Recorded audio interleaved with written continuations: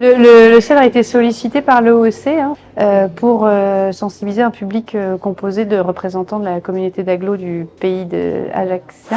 Le but de cette formation, c'est de donner aux primo-intervenants, que sont les acteurs communaux, les acteurs portuaires, les bons réflexes en cas d'arrivage de pollution, en leur rappelant leur rôle et les bonnes pratiques dans leurs interventions, qui consistent à mener des reconnaissances sur le littoral, des échantillonnages, organiser les chantiers et entamer les opérations de lutte. Ce matin en salle, pendant 2 petites heures, on a rappelé la place des communes et des ports dans le dispositif Orsec-Paul-Marter. On a également rappelé les principes de la lutte anti-pollution, en commençant par une présentation des principaux polluants, de leurs principales caractéristiques et les principaux comportements, une fois déversés dans le milieu, pour ensuite aborder justement ces aspects plus techniques que sont les reconnaissances, les échantillonnages, les techniques de lutte. On va mettre en place un chantier, les voies de circulation, les différents zonages du chantier, pour ensuite faire de la récupération manuelle.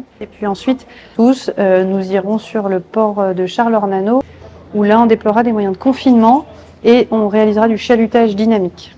Côté pratique, j'ai envie de dire que ça me paraît plus facile que l'idée que je me faisais de la mise en place de ces barrages anti-pollution. Et voilà, après il faut le mettre en pratique, peut-être faire des essais pour rien, pour se former un peu plus. Parce qu'on met en place une zone de mouillage et d'équipement léger sur le golfe de l'Abe. Et que c'est la première année d'exploitation, qu'on va gérer ça en interne au niveau de la collectivité et que les agents doivent être formés sur ce type d'intervention. On doit pouvoir vous aider 24 heures sur 24 s'il y a quelque chose, une vraie pollution, un doute, les premières actions à mener. N'hésitez pas à nous contacter.